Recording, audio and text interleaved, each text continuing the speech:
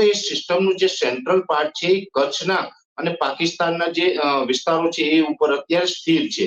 એટલે જે આપણું કચ્છ છે એનાથી આગળ જે આપણું સરક્રિક છે ત્યાં સુધી આના અમુક પાર્ટ ટચ થઈ રહ્યા છે અને અમુક આ સિસ્ટમના પાર્ટ છે એ પાકિસ્તાનના સિંધ પ્રાંત ઉપર પણ નોંધાઈ રહ્યા છે.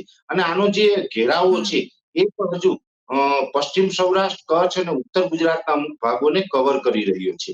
આના જે આઉટર ક્લાઉડ છે એ પણ હજુ મધ્ય ગુજરાત અને સૌરાષ્ટ્રના અમુક જે ભાવનગર જેવા વિસ્તારો, બોટાદ જેવા વિસ્તારો હોય ત્યાં સુધી ટચ થઈ રહ્યા છે. અને મહત્વની વાત એ છે કે આ જે સિસ્ટમ છે એ જે કચ્છ ઉપર અત્યારે પહોંચી છે, પણ એને આગળ વધવા માટે હવે યોગ્ય હવામાન નથી મળતું, જેને કારણે આ સિસ્ટમ છે એ 30 તારીખ સવાર સુધી એટલે કે આવનારા 40 થી 45 કલાક સુધી એક જ જગ્યા ઉપર સ્થિર રહેશે.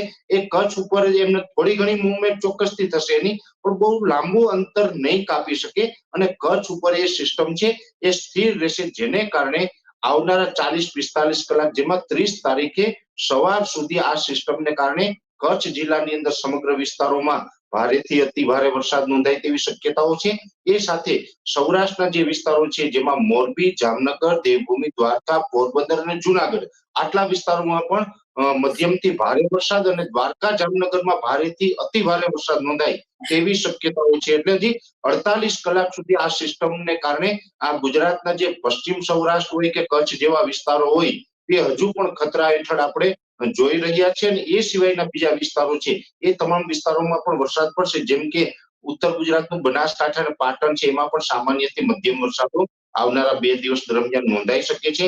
ઉત્તર ગુજરાતના બીજા વિસ્તારો હોય, મધ્ય ગુજરાત હોય, દક્ષિણ ગુજરાત હોય, આ તમામ વિસ્તારોની અંદર પણ વરસાદ પડશે, પણ બીજા વિસ્તારોની અંદર વરસાદની તીવ્રતા આજથી જ હવે ઘટી રહી છે અને હજુ પણ ધીમે ધીમે આમાં વધુ ઘટાડો આવે તેવી શક્યતાઓ છે. પણ ખાસ કરીને પશ્ચિમ સૌરાષ્ટ્ર અને કચ્છની અંદર હજુ પણ ભારેથી અતિ ભારે વરસાદની શક્યતાઓ અમે જોઈ રહ્યા છીએ ભાઈ.